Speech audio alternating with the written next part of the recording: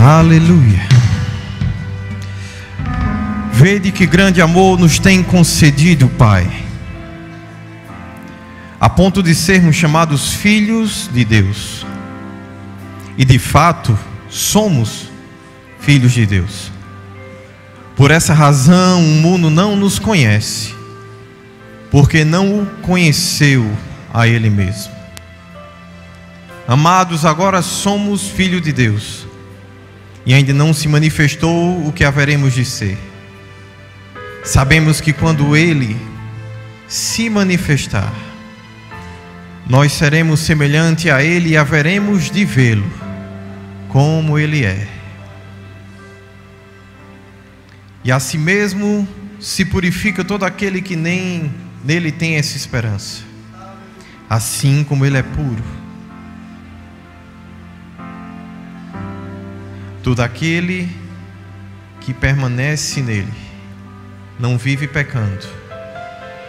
Todo aquele que vive pecando não o viu, nem o conheceu. Você pode sentar em seu lugar.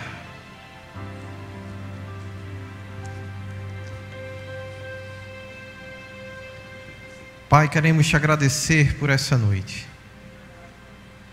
e conhecer, ó Pai, o amor de Cristo, que excede todo o entendimento. Que a tua graça e o teu favor se derrame de forma abundante em nosso meio. Que o teu Espírito, ó Pai, Senhor, esteja conosco. E seja a voz, ó Pai, Senhor, em nosso espírito, que trata de forma peculiar e particular com cada um que está aqui em tua casa.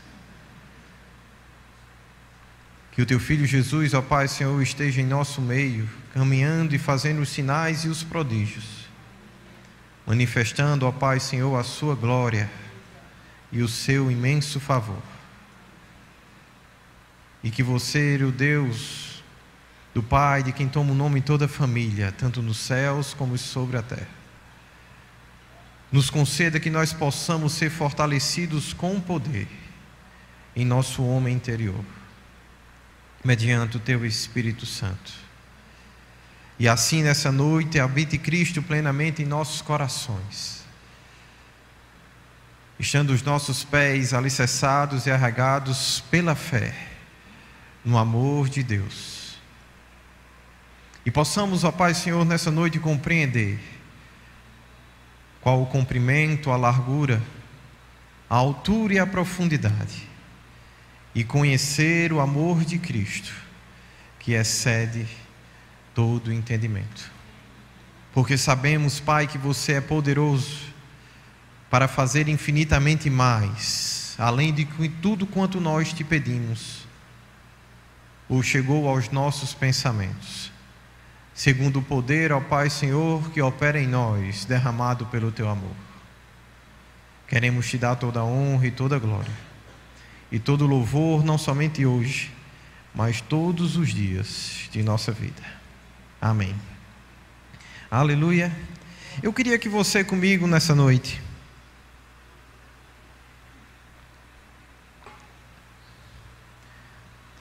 pensasse agora acerca de como é diferente a forma como Deus lida com a gente. Eu não sei, quando você começa a lidar com a vida e com algumas coisas, é bem natural na experiência humana que no meio de toda a satisfação e todo o prazer que é conviver, que é construir algo, que é estabelecer projetos, também se encontrar com dificuldades, com situações, com frustrações, com percas. E aí nós sabemos, como o próprio direito diz, existe, por exemplo, a teoria do risco. Quando você monta um negócio, existe um risco envolvido a isso. E muitas vezes, frente a esse risco, inclusive, vai determinar as suas margens e a sua remuneração. Quanto maior o risco, geralmente maior é a remuneração, porque precisa de mais coragem para enfrentar o problema. E são poucas pessoas que querem trabalhar com coisas que têm grande risco envolvido. E aí, no contexto da vida, existe de alguma forma no coração do homem, em mim e em você, um grande desejo de acertar, de ter resultado, mas também um grande medo de falhar, de errar.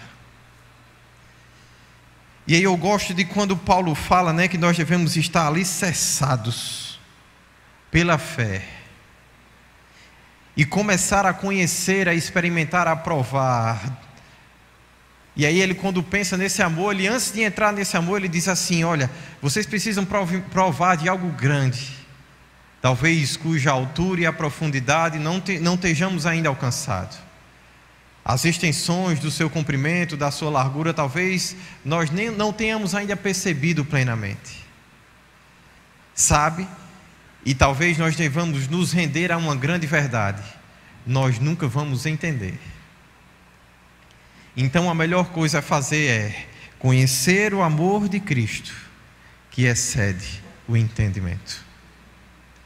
E aí ele agora começa a falar do conhecimento da experiência. E ele diz: esse conhecimento vai fazer com que nós possamos ser tomados pela plenitude de Deus. E eu sei que existe uma outra ministração minha que fala como ser tomado pela plenitude de Deus, e o que isso significa, e não é isso que nós vamos falar essa noite. Nós vamos falar do amor de Cristo. Nós vamos falar dessa graça que foi derramada em nosso coração. Porque a Bíblia diz que o amor de Deus foi derramado em meu e em seu coração. A Bíblia diz que esse Deus que é amor decidiu ser a habitação minha e sua. E ontem à noite eu estava vendo o apóstolo Sérgio Pessoa falando de forma tão linda acerca de um texto. Vamos lá comigo, não é objeto hoje da nossa pregação, mas vamos lá, rapidinho. Talvez isso vai ser uma boa introdução para aquilo que Deus tem para as nossas vidas. E ele estava lá no Salmo de número 15. Abra sua Bíblia em Salmo de número 15.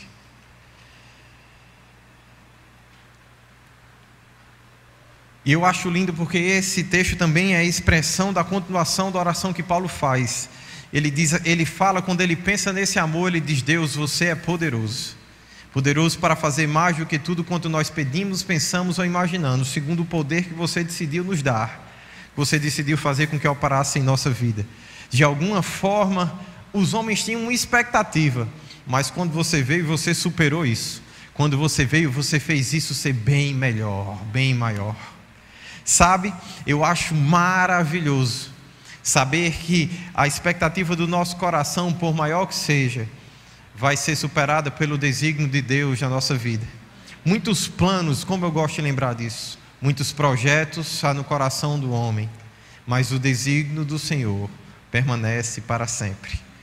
Sabe, de alguma forma, o desígnio de Deus, que é bem maior do que tudo quanto você pensou ou imaginou, vai operar pelo poder do amor dele em sua vida, para lhe levar a lugares além do que tudo aquilo que você tem pensado a seu respeito. Deus está não somente inconformado com a sua posição atual, mas a Bíblia diz que com os olhos não se ouviu, com o ouvido não se ouviu. Um Deus além daquele que nós cremos, que trabalha por aquele que neles esperam. Sabe, não é um Deus que está inerte e distante, dizendo: não, eu já fiz as coisas, então agora está com eles. Não, a Bíblia fala de um Deus que trabalha. A Bíblia diz que Ele dá a mim e a você enquanto aí você dorme, no nosso descanso. A Bíblia fala de um amor de um pai para com um filho.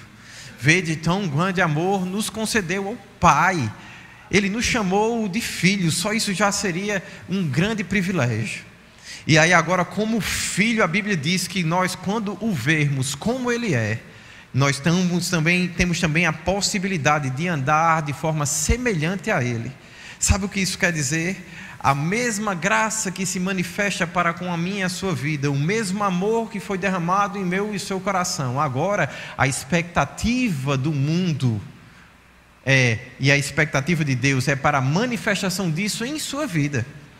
A Bíblia diz que a criação geme e suporta dores, com expectativa na manifestação dos filhos de Deus. Existe uma liberdade na minha e na sua vida, e uma grande expectativa acerca dessa liberdade, daquilo que eu e você nascemos para ser, em manifestação, daquilo que nascemos para viver e para fazer. Porque eu não sei como é que você se vê diante da vida, mas como eu tenho alegria quando eu sei que estou fazendo aquilo que Deus me chamou para fazer. quando eu tenho alegria, quando eu tinha a oportunidade de fazer, de brigar, de lutar pelos meus direitos, quando eu tinha a oportunidade de pisar e machucar pessoas, quando eu tinha a oportunidade de falar dos meus sentimentos e das minhas tristezas. Mas algo vem por dentro e me conduz para pensar na luz que há na palavra de Deus, e eu digo, eu não vou perder tempo com os meus sentimentos, eu não vou perder tempo com essas coisas. O diabo não é digno dos meus pensamentos, das minhas ações, de me deixar ansioso por coisa alguma. Eu posso deixar a minha ansiedade para ter o meu deleite no Senhor. Não andeis ansiosos por coisa alguma, antes se deleita no Senhor, se deleite nele, faça dele o seu prazer. Então eu posso decidir não andar em ansiedade, mas ter prazer em Deus. E como é bom você estar no meio da pressão e você dizer, mas rapaz, pois esse negócio não funciona mesmo. Como é bom você estar diante das dificuldades da vida e você dizer, rapaz, eu tinha tudo para estar abatido, eu tinha tudo para já ter perdido o meu sono, mas como eu durmo em paz, porque Deus dá os seus enquanto dorme. Enquanto eu durmo, eu não fico dizendo, ei, tem meu problema, eu vou aqui descansar e os negócios lá, eu não posso dormir, porque senão as coisas não se resolvem. Não é assim que eu penso. É exatamente o contrário. Eu fiz tudo o que eu podia fazer, eu trabalhei incessantemente. Eu fui fiel em meu trabalho e honrei a Deus em tudo aquilo que Ele colocou em minhas mãos. Agora, eu vou descansar nele. Porque você precisa entender como é o meu descanso e o seu. Deus disse o seguinte, olha, viu Deus que o que tinha feito era bom. Viu Deus que o que tinha feito era bom. Viu Deus que o que tinha feito era bom. Depois Deus parou e viu tudo o que Ele tinha feito e viu que era muito bom. E aí Deus descansou da obra que tinha feito. Eu não estou falando para você que porque você é cristão e Deus dá os seus enquanto dorme, que você pode viver uma vida relaxada e você pode fazer as coisas de qualquer jeito que Deus vai lhe dar enquanto você descansa. Porque o meio do seu descanso vem do direito de fazer bem feito. O nosso descanso não é o descanso de quem não fez nada por si mesmo, de quem não fez nada pelo próximo, de quem decidiu abrir mão da vida, não. O nosso descanso é de quem está vivendo a vida nele. E porque está vivendo a vida nele, está seguro. E quando não tem mais força em si mesmo, aí é que somos fortes. Porque na nossa fraqueza, a força dele se aperfeiçoa em nós. O nosso descanso está quando nós nos damos de forma íntegra para Deus. Nós sabemos, eu dei tudo o que eu podia dar. Eu fiz da melhor forma possível. O nosso descanso está quando você abre a sua Bíblia na sua casa e você desliga a televisão, você, se precisar, se desconecta da internet, ou você se tranca lá em algum lugar para dizer, não, Deus, agora sou eu e você. O nosso descanso está quando você faz as coisas para Deus de forma íntegra.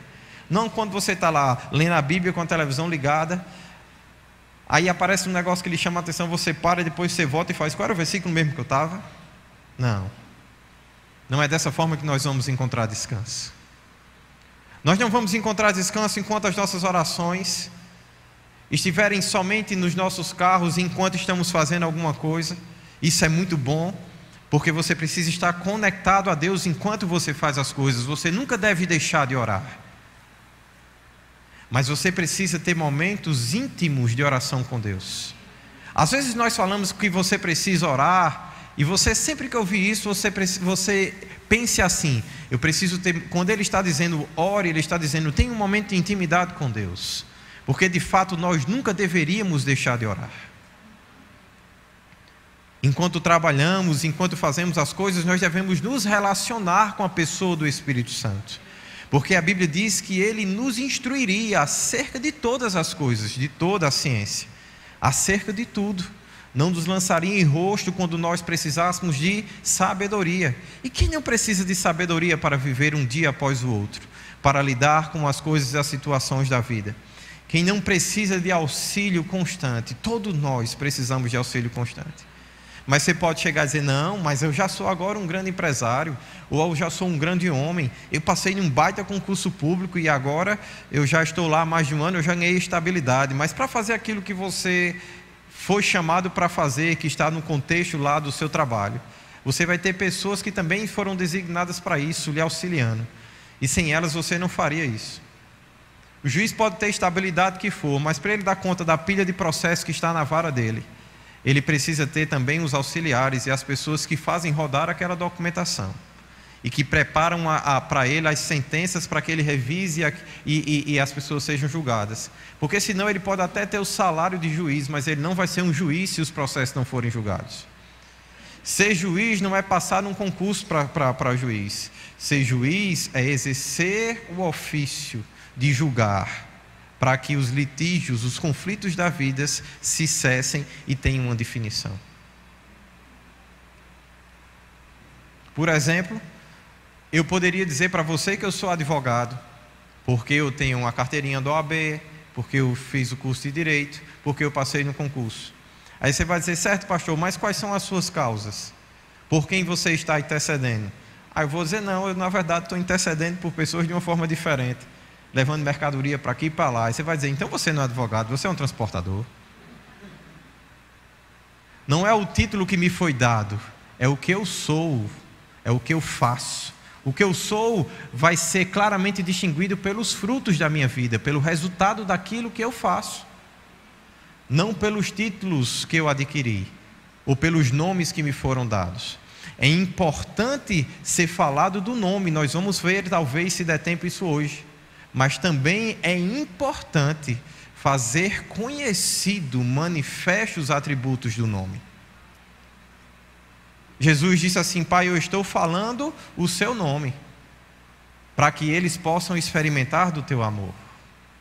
Eu estou falando e anunciando para eles o seu nome, para que eles possam conhecer, experimentar o seu amor. Então Jesus estava dizendo, eu estou dizendo quem você é e como você se manifesta, para quando o seu amor estiver em operação, eles não tenham dúvida e digam, isso é Deus. E eles possam lhe ver, eles possam lhe reconhecer. Então qual é a importância de se falar de um nome, de se falar de um título, de se falar de uma autoridade que se tem? É para que quando a autoridade estiver sendo exercida, você saiba quem está por trás daquela autoridade e por que aquelas coisas estão se movendo daquela forma. Mas aí agora nós estamos falando sobre experimentar algo que vai além daquilo que nós pensamos ou daquilo que nós imaginamos. E olha que coisa linda, no Salmos capítulo 15 diz assim, quem, Senhor, habitará no teu tabernáculo? Quem morará no teu santo monte? E aí a Bíblia diz, o homem, o que vive com integridade e pratica a justiça e de coração ele fala a verdade. O que não difama com sua língua, não faz mal ao seu próximo, nem lança injúria contra o seu vizinho. O que a seus olhos tem por desprezível ao réprobo, mas honra aos que temem ao Senhor, os que jura com dano próprio e não se retrata, o que não empresta o seu dinheiro com usura, mas nem aceita o suborno contra o inocente. Quem deste modo procede, não será jamais abalado. E aí eu acho engraçado que sabe o que a Bíblia diz para mim no título desse texto? Está lá assim, os cidadãos dos céus. Está assim escrito na sua Bíblia também?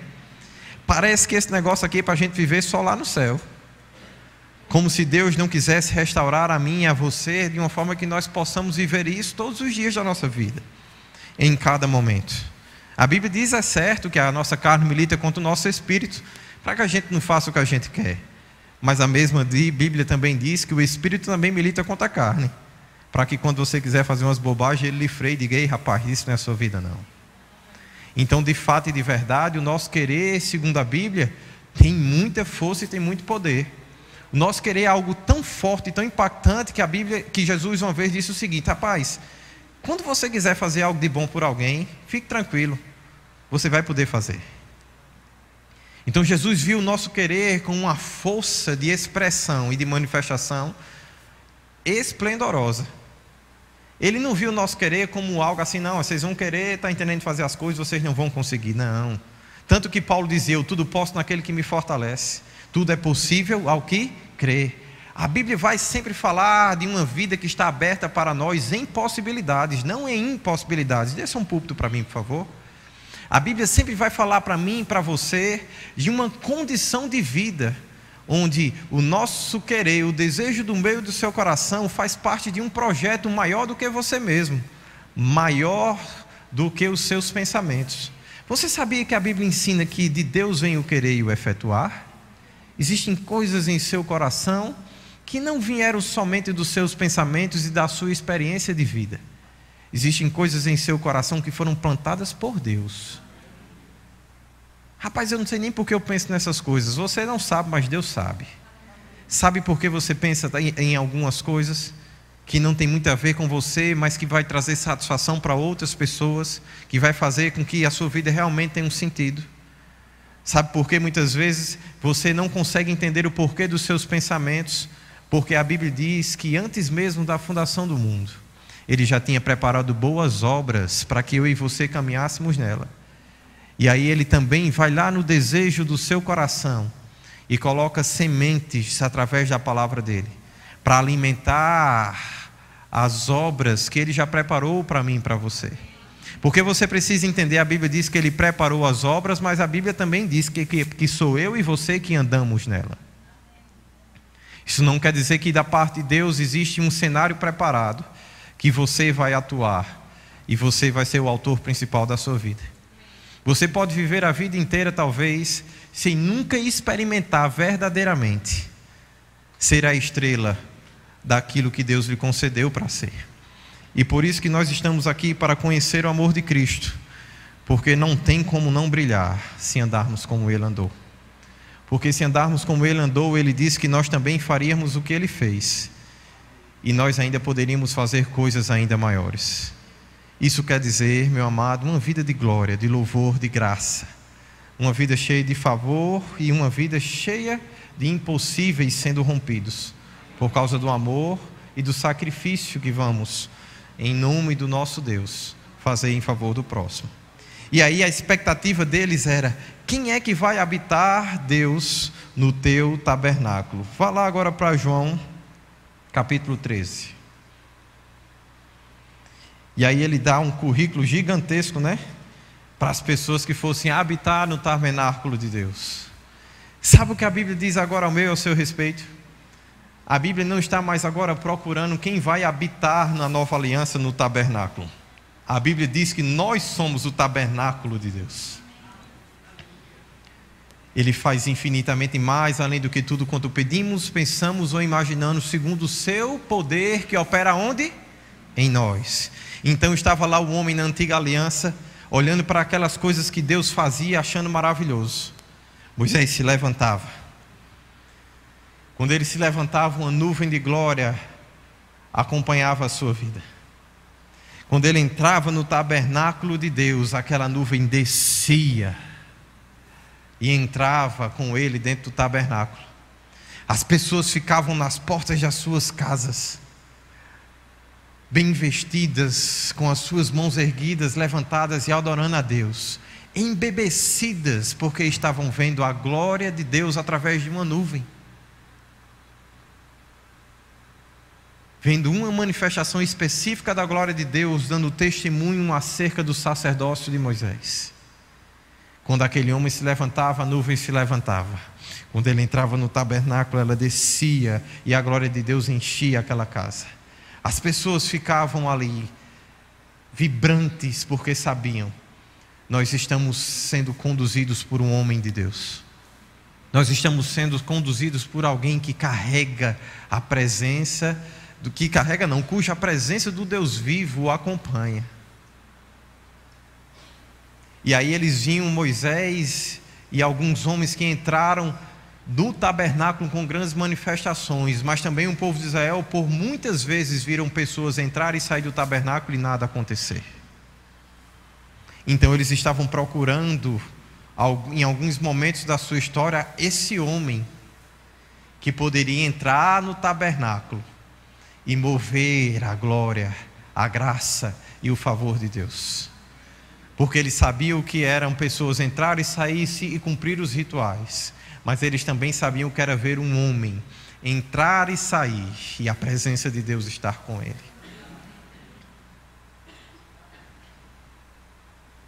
E aí eles não eram bobos nem nada. Davi não era nada tolo. E aí ele começa a pensar: quem é que vai ser o próximo a entrar? Como esse homem tem que ser. E eu digo para você que eu e você precisamos olhar esse salmo e parar para considerar a nossa vida, porque Deus nos deu aquilo que eu chamo de voto de confiança. Ele não esperou você ser para fazer com que a presença dele se manifestasse em mim e em você. Ele trouxe a sua presença para que ela nos alimentasse, nos desse força para ser o homem celestial. Porque a Bíblia diz que agora nós somos peregrinos sobre essa terra. Estamos aqui somente de passagem. Nós não somos do mundo. Mas Jesus disse assim: Pai, eles não são do mundo. Ele sabia disso. Mas Jesus, quando orou, ele disse o seguinte: Deus, eu não peço que você os tire do mundo. Só peço que você os livre do mal. Então eu e você não somos desse mundo. Mas por um desígnio de Deus e por sermos obedientes a Deus, nós ainda temos que ficar um pouco mais aqui, até que tudo seja consumado, até que a morte e o último inimigo a ser destruído esteja juntamente com todos os outros debaixo dos pés de Jesus Cristo, para que ele entregue a Deus um reino pacificado e Deus possa ser tudo em todos. Mas enquanto isso não acontece, a Bíblia diz que um voto de confiança me foi dado e foi dado a você. Somos a habitação de Deus. O amor dele foi derramado em nosso coração, o seu Espírito habitou e habita em mim e você, fomos selados por ele. O próprio Deus e o próprio Jesus Cristo disse que se nós guardássemos as suas palavras e os seus mandamentos, eles habitariam em nós. Uau! Então a expectativa dos homens de Deus na antiga aliança, e por isso que a Bíblia diz que nós estamos numa superior aliança baseada em promessas que são muito melhores do que as que de outrora eles estavam com expectativa, porque eles tinham expectativa em como um homem poderia ser e o que ele deveria fazer para Deus se mover em favor desse homem. E de fato e de verdade, o que foi que Deus fez? Deus fez: eu não vou considerar o pecado, eu não vou considerar a ofensa, eu vou ser o sacrifício, eu vou pagar o preço pelo pecado, eu vou libertar eles das suas limitações, eu vou libertar ele das suas fraquezas, eu vou libertar das suas dores, eu vou pagar o preço pelas suas enfermidades, eu vou receber o castigo que vai trazer paz para ele, sabe? Eu vou assumir toda a carga, todo o fardo. Ei, pega o teu fardo que é pesado, as tuas impossibilidades, e me dá para mim, que é comigo mesmo que elas devem ficar. Ei, toma o meu fardo que é leve, que é suave, fica com aquilo que eu tenho para a sua vida, para você viver de uma forma suave, de uma forma leve. Vai ter um fardo ainda para carregar? Claro que vai. Vai ter um esforço? Claro que vai. Tem uma caminhada para correr? Claro que tem. Não, mas não aquela pesada, cheia de limitações, cheia de impossibilidades, onde você não tinha como interagir. Quando a circunstância se levantava, você dizer: é isso mesmo, né? Aconteceu, não posso fazer nada. Não.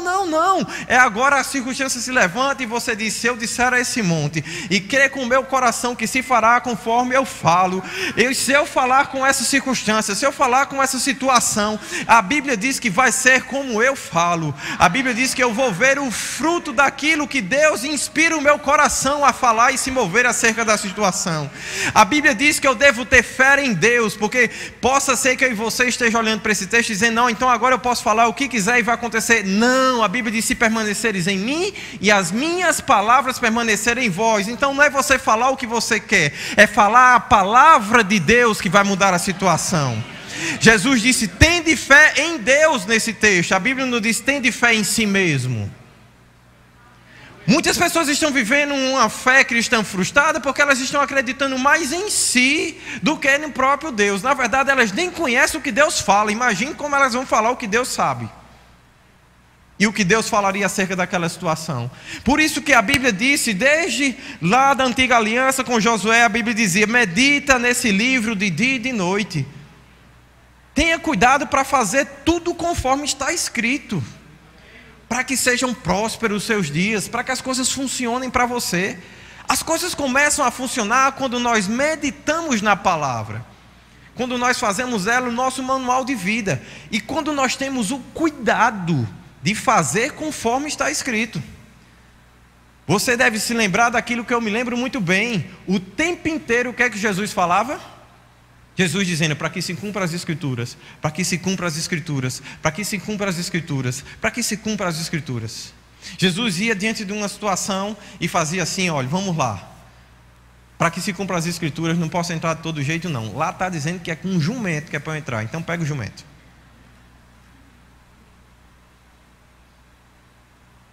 Jesus passa pela figueira e a Bíblia diz que ela estava lá verdinha, com aparência boa para dar fruto.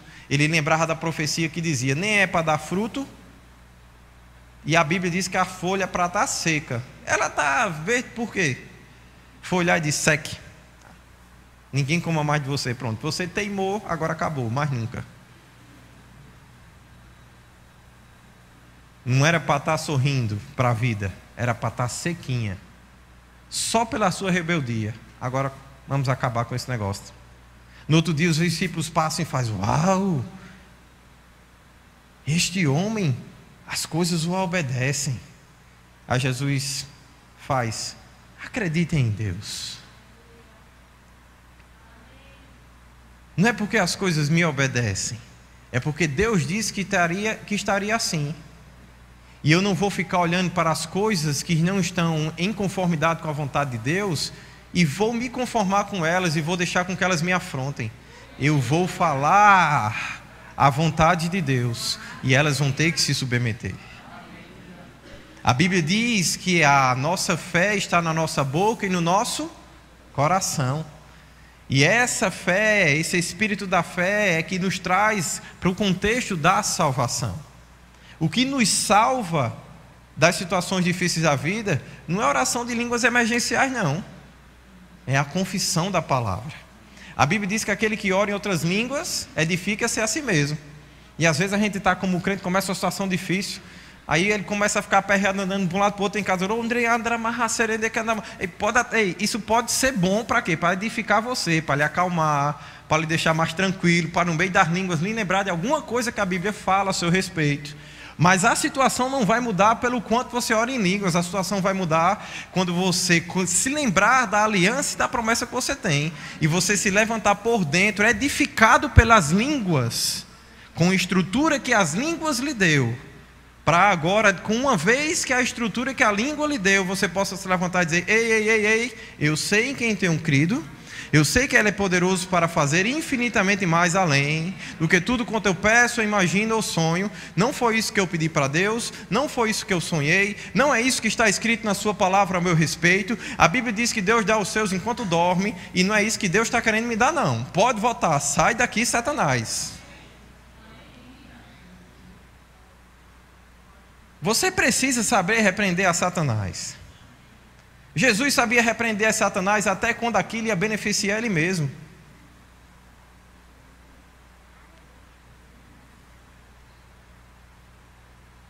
Chegava Pedro lá, meu Deus, você sabe, Jesus. Jesus faz, eu vou ali, aí Pedro faz, não, deixa eu ir com você. Está lá escrito em João 3,14. Aí Jesus faz, não, para onde eu vou agora tu não pode ir não, cara. Fica aí, daqui a pouco eu volto. Aí ele faz, não, Jesus, como assim eu não posso ir com você? Você sabe que se tiver de dar minha própria vida, porque Jesus estava dizendo que ia dar a vida. Se eu tiver que dar a minha por você, eu dou, fique tranquilo. Eu sei que você está dizendo que precisa morrer e tal, não sei o quê, mas qualquer coisa eu morro no seu lugar. Eita, olha aí, Pedrão, era o bom pastor. Não era Jesus mais o bom pastor, não. Um dos capítulos antes de João 10, estava lá Jesus, eu sou o bom pastor que dou a vida pelas ovelhas. Pedro chegou e fez, você? Não, sou eu que sou o cara. Até por você, pode deixar que eu dou, eu resolvo. E aí, quando ele chega assim, Jesus faz, ei rapaz, deixa eu só explicar uma coisa. O galo não vai nem cantar, tu já vai ter me negado 3 vezes. Porque ele sabia que aquilo ali era assunto dele com Deus. A única pessoa sobre a terra que tinha uma graça para enfrentar aquela situação e para vencê-la, se chamava Pedro.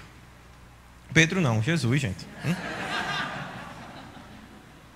Era a única pessoa que tinha verdadeiramente por Deus vocacionado. muitos planos e propósitos lá no coração do homem. Lá estava lá Pedrão fazendo plano para ele se tornar o bom pastor. E ele dá a sua vida pelas ovelhas.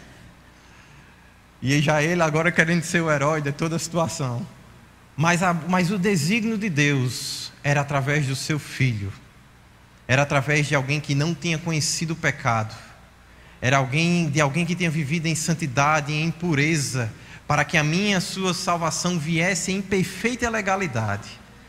Viesse de uma forma incontestável, de uma forma que o diabo não pudesse frear, não pudesse paralisar, porque Deus sabia que o diabo vem para matar, roubar e destruir. Mas Deus estava agora levantando alguém que veio para trazer vida e vida em abundância. Jesus Cristo.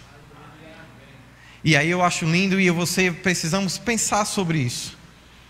Jesus, de alguma forma, fez com que eu e você fôssemos colocados da parte de Deus em uma posição favorável para que a salvação seja manifesta a todos os homens. E olha que coisa linda esse amor de Cristo. Capítulo 13 de João, versículo 1 diz: Ora, antes da festa da Páscoa, Jesus, sabendo que era chegada a sua hora de passar desse mundo para o Pai, ia morrer, tendo amado os seus que estavam no mundo, amou-os até o fim. E aí eu acho lindo pensar na perspectiva daquilo que está escrito em Coríntios 13, versículo 4. O amor é paciente, ele é benigno, o amor não arde em ciúmes, não se ufana, não se soberbece, não se conduz de forma inconveniente, não procura os seus próprios interesses, não se exaspera, não se ressente do mal, não se alegra com a injustiça, mas se regozija com a verdade. Tudo sofre, tudo crê, tudo espera, tudo suporta. O amor jamais acaba. Ou então, o amor nunca falha, dependendo da tradução que você tem. E ele diz: havendo profecias aparecerão, havendo línguas cessarão, a ciência vai passar, porque agora em parte conhecemos e em parte profetizamos. Porém, quando vier o que é perfeito, então aquilo que é parcial, aquilo que é passageiro, que ainda não mostrou sua plenitude, será aniquilado. E ele vai dizer que um menino fala como um menino, nasce como um menino, mas quando ele cresce, ele começa a agir de uma forma madura e ele desiste das coisas de menino. E ele diz assim: agora nós vemos como um espelho obscuramente, mas um dia o veremos face a face. Agora eu conheço em parte, mas eu também o conhecerei, como dele sou conhecido. Ei, a Bíblia está dizendo que nesse relacionamento e nesse viver do amor de Deus, que excede o nosso entendimento, essa experiência, essa vida com Ele, e se relacionar com esse amor, vai fazer com que nós possamos conhecer a Deus como dele somos conhecidos. Você já pensou? Você já imaginou isso? Você sabe o que a Bíblia diz como Deus lhe conhece, me conhece? A Bíblia diz que Ele prescruta o nosso coração. Você já imaginou você estar tão alinhado e você saber exatamente o que está no coração de Deus? A Bíblia diz que nenhum fio de cabelo cai da minha cabeça ou da sua sem que Ele tenha conhecimento. Você já imaginou? Você tendo uma percepção aguçada sobre aquilo e a vontade de Deus sobre todo mundo? Sobre como a terra está cheia da glória de Deus e você tendo perspicácia para entender e se mover segundo a glória, para entender o seu papel e para entrar na grande comissão, naquilo que Deus tem fazendo para o mundo. A Bíblia diz que essa exposição à presença, quando vemos Deus, quando nós o vermos quando Ele é, nós vamos entrar num processo de conexão. Eu sei, meu amado, que a Bíblia diz: em parte profetizamos e em parte conhecemos. Que esse texto está falando de uma profecia, onde depois da segunda vinda de Jesus, nosso corpo glorificado, novos céus, nova terra, nós vamos entrar num nível de relacionamento ainda maior do que Deus nos propôs. Mas você não pode se esquecer que graças a Deus tem uma janela lá em Hebreus capítulo 6, que diz que nós podemos provar dos poderes do mundo vindouro. Hoje nós podemos talvez não andar na plenitude disso, porque em parte nós só conhecemos, mas em parte nós profetizamos. Mas olha, existe uma parte que pode ser conhecida. Você tem como entrar e, através dos poderes do mundo vindouro, ter essa experiência com Deus e saber exatamente o que está na mente de Deus ao seu respeito ou a respeito daquilo que Ele lhe confiar. Talvez eu e você não possamos nesse momento saber tudo, mas em parte nós podemos conhecer.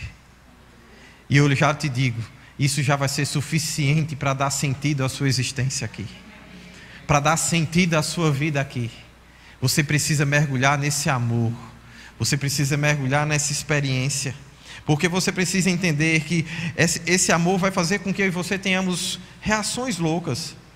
No versículo 2, continuando a leitura do 3, diz assim: durante a ceia, tendo o diabo já posto no coração de Judas Iscariotes, filho de Simão, que traísse Jesus. Mas sabendo este que o Pai tudo confiara às suas mãos, sabendo que Jesus, sabendo que Deus tinha confiado tudo às suas mãos, e que ele viera de Deus e voltaria para Deus, ficou tranquilo. Levantou-se da ceia, tirou a vestimenta de cima, tomando uma toalha, cingiu-se com ela. Depois, deitou numa bacia e começou a lavar os pés dos discípulos e enxugar com a toalha com que estava cingido. Ei, olha que coisa doida, gente. Estamos conhecendo aqui o amor de Cristo. Primeiro, Jesus dizia: eu amo vocês como o Pai me ama. Você pode agora ir lá comigo. Vamos aqui no capítulo 15, rapidinho. 15, versículo 9. Como o Pai me amou, também eu vos amei. Permanecei no amor. Eu acho massa que Jesus, assim, sabe aquele...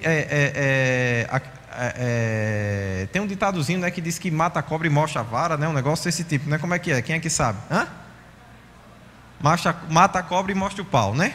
Então, assim, ele dá o conceito, tá entendendo? Mas ele não, mostra como se faz. E aí a Bíblia diz assim, diz Jesus assim: como o Pai me amou, também eu vos amei, permanecei no meu amor. A gente vai ver como Jesus amou, como ele era meio doido com esse assunto. Vai agora para o 17, capítulo 22, mas fica com o dedinho lá no 13, que a gente vai voltar para o 13.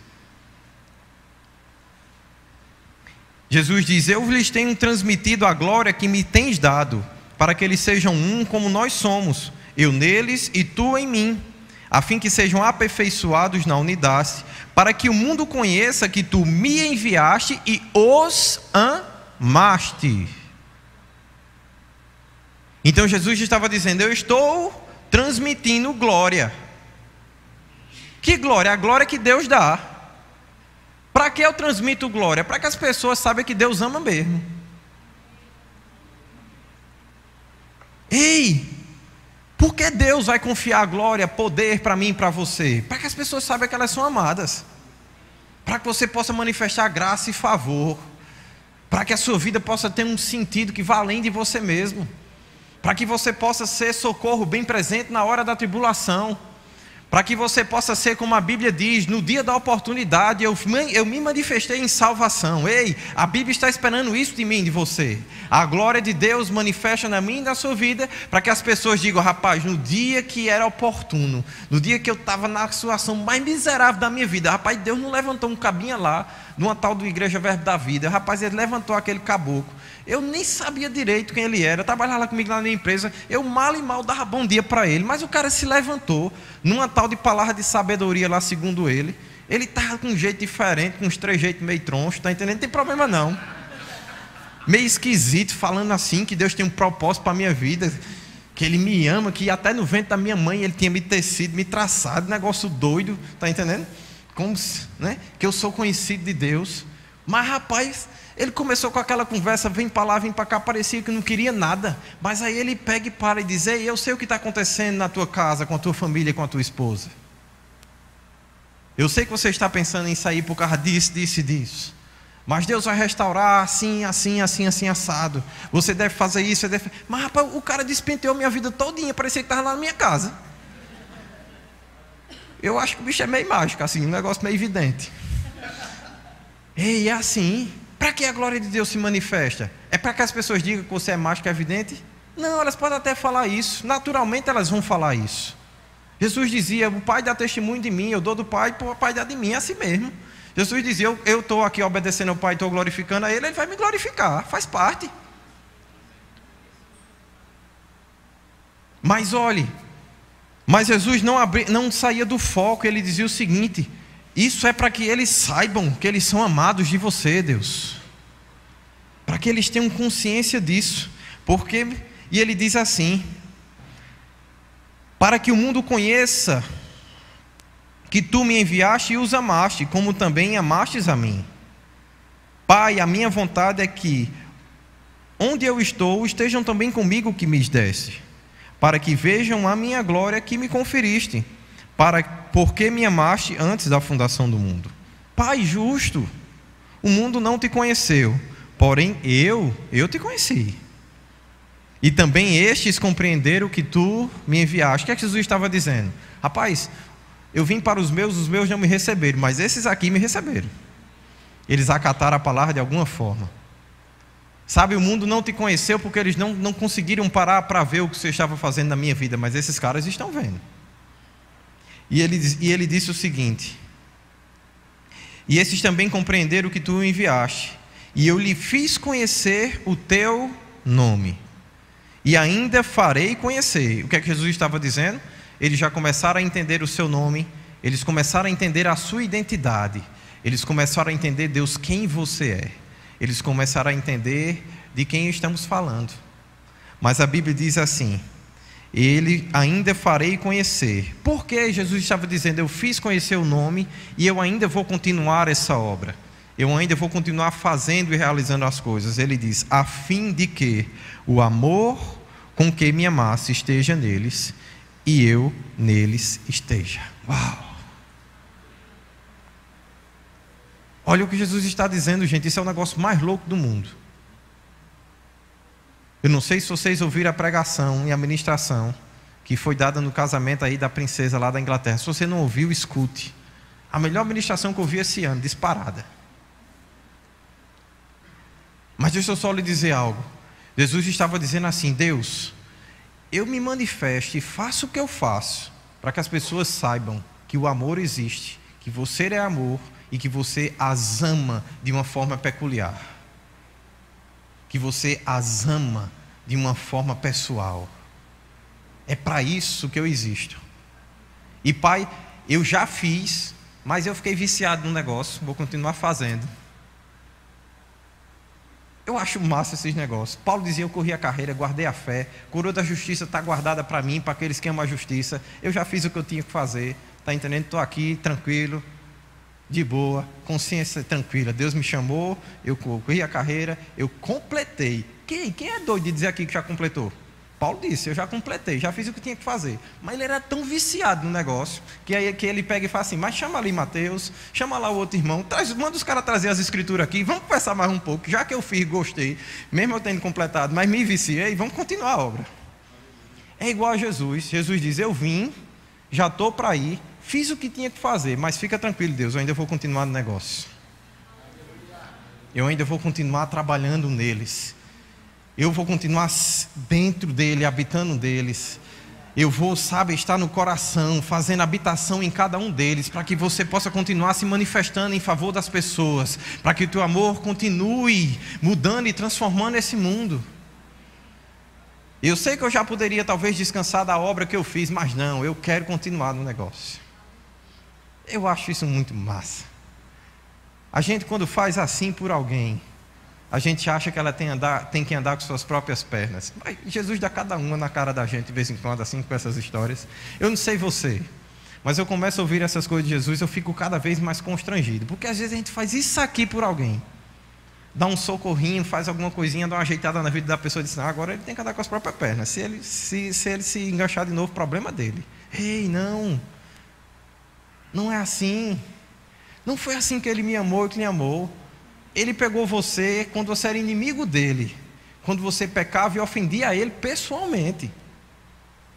Ele se fez pecado em seu lugar, retirou a ofensa, resolveu a minha e a sua vida, lhe trouxe dignidade de novo, trouxe para mim e para você isso, e ainda disse o seguinte: para garantir o resultado eu ainda vou ficar dentro, eu ainda vou andar de perto mesmo, para que ele não se perca mais.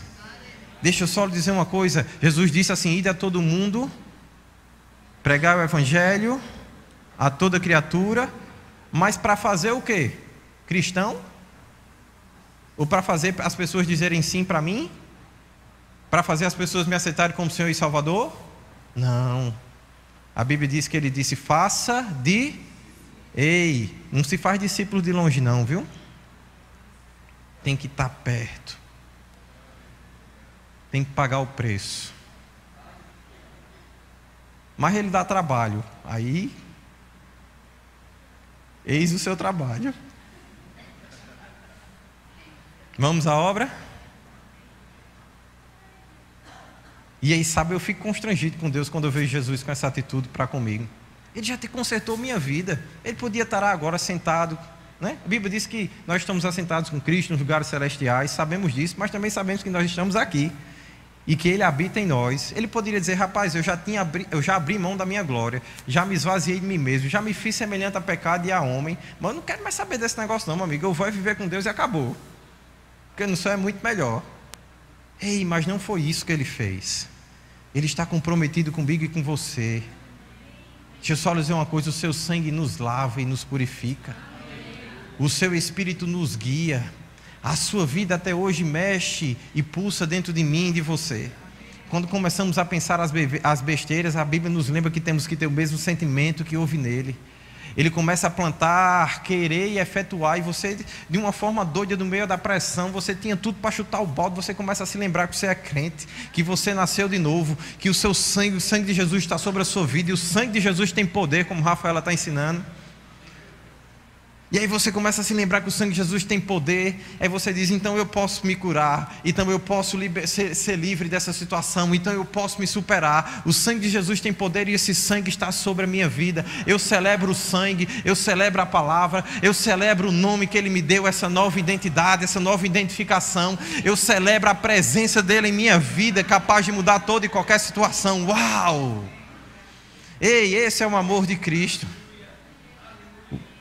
Deixa eu só lhe dizer alguma coisa acerca desse pessoal. A Bíblia já fala lá nos capítulos anteriores, no 12, dizendo que Jesus já sabia que Judas estava mais interessado no dinheiro que qualquer outra coisa. Já estava roubando mesmo a salva lá. Passava a salva, ele tirava uns...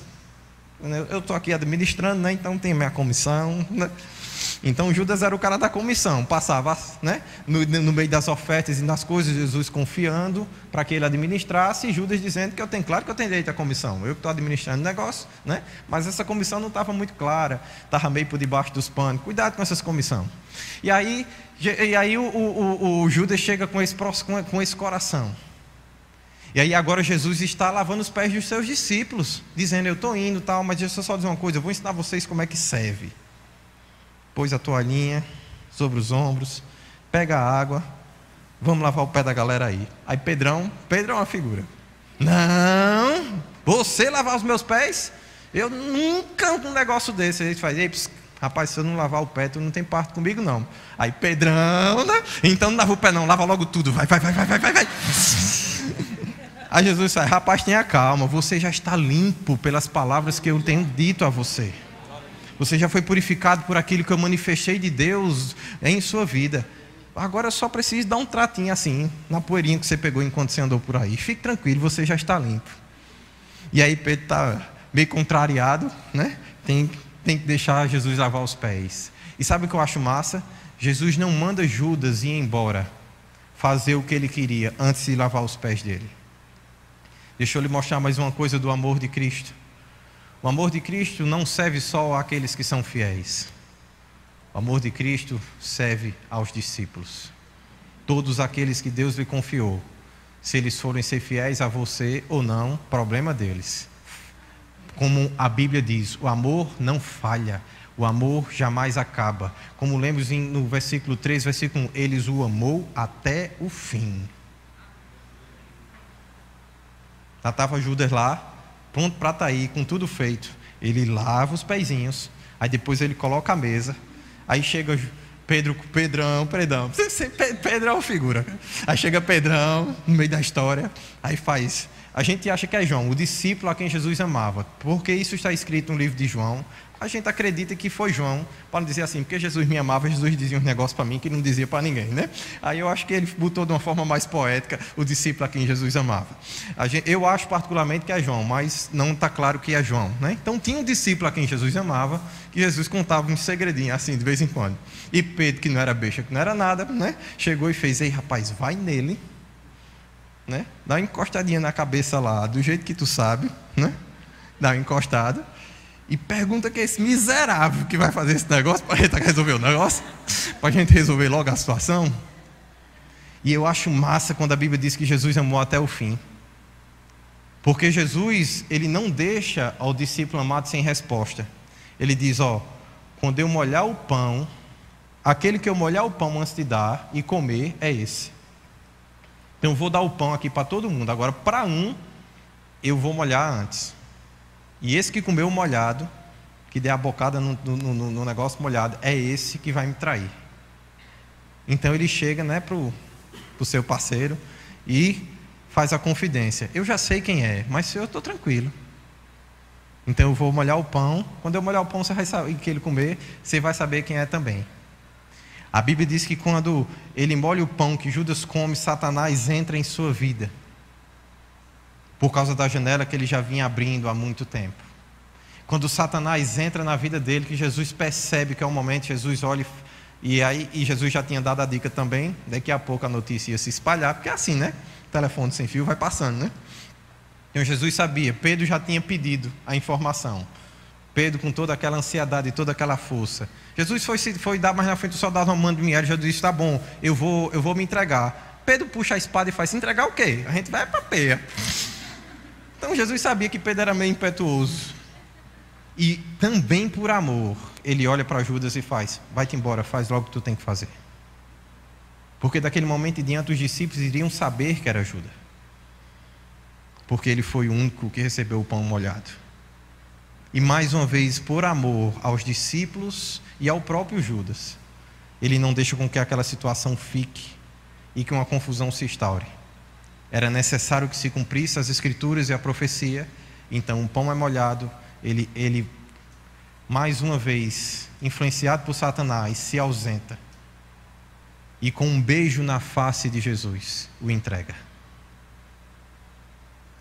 Mas deixa eu só lhe dizer uma coisa: o amor nunca falha. O amor nunca acaba. Ele tudo sofre, ele tudo crê, ele tudo suporta.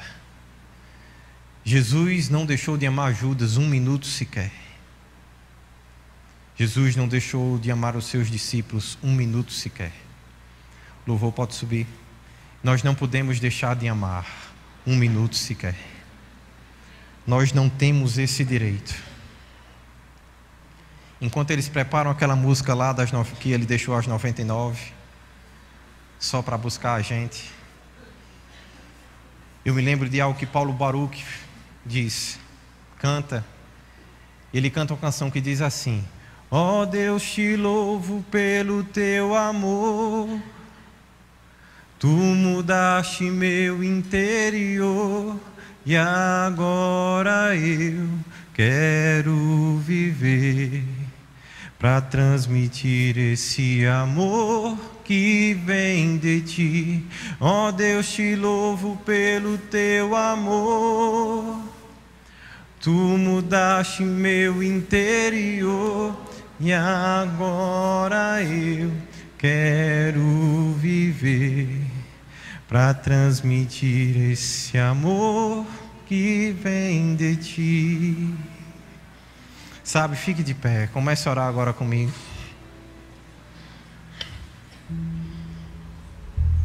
Hoje Deus está nos fazendo conhecido o seu amor. E Ele vai fazer isso também com sinais para com a minha vida e com a sua.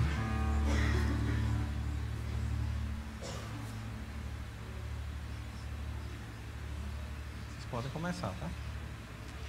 Aleluia. Mas tem um momento de adoração e de exaltação a Ele agora.